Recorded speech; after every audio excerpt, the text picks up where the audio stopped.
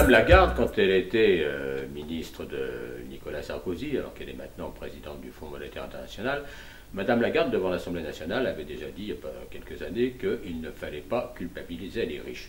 Bien évidemment, personne n'y pense spécialement et on ne va pas les traîner devant un tribunal.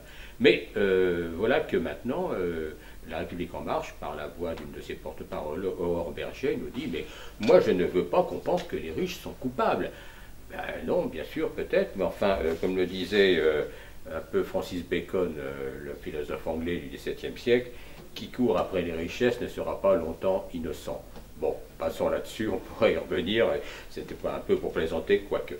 Mais au fond, il faut s'interroger sans doute plus avant sur, bien sûr, la formidable inégalité que représentent les cadeaux faits par Emmanuel Macron aux ménages les plus riches.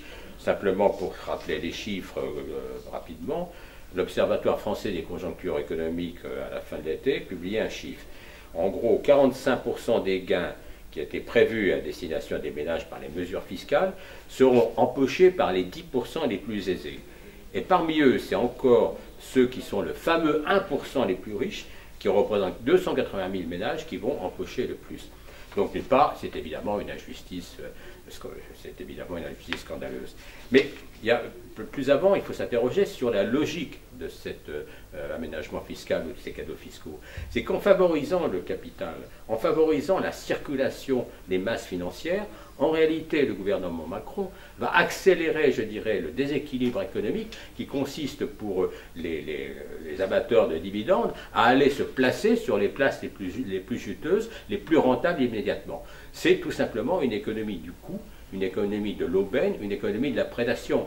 Et c'est ce type d'économie, cette logique économique qui fonctionne avec la loi travail. Parce qu'au fond, la mobilité, la flexibilité que va introduire la loi travail, elle correspond exactement à cette recherche capitalistique de coût, d'aubaine, de prédation, on l'a dit. Et donc, il y a déjà ça. Mais en plus, il faut peut-être se poser une question, au fond, encore plus fondamentale. À qui appartient l'argent des riches? Ben, on dira aux riches. Est-ce si sûr? Parce qu'au fond, l'argent des riches, c'est quoi? Ben, c'est tout simplement du travail accumulé. C'est le travail des autres. On va dire, par exemple, prenons Bernard Arnault, avec ses 46 milliards de fortune personnelle, comment il a fait? Il a fait des heures supplémentaires, il s'est levé tôt le matin, il a, comment dirais-je, bien travaillé à l'école. Bien sûr que non, c'est absurde. Donc l'argent, bien, personne ne peut nier qu'il y a des capitaines d'industrie, comme on dit, qui ont du talent, etc. Mais ils ne sont pas les seuls, il y a bien d'autres gens qui ont du talent et qui ne gagnent pas de telles fortunes. Mais surtout, il s'agit essentiellement du travail des autres. Et évidemment de la spéculation financière. Mais la spéculation financière, en dernier instant, c'est toujours du travail accumulé. D'ailleurs, on spécule sur le travail, on spécule sur le développement de la planète, et donc, ou sur les matières premières. Et donc, en réalité, l'argent des riches, si on veut bien y réfléchir, ce n'est jamais autre chose qu'une captation de richesse à l'échelle d'un pays et à l'échelle du monde.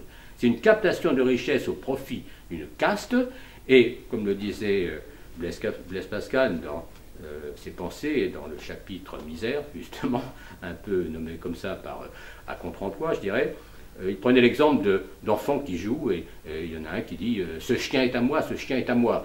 Et Pascal poursuit en disant « ce chien est à moi », disait ce pauvre enfant, « c'est ma place au soleil, c'est là l'image et le commencement de l'usurpation de toute la terre ».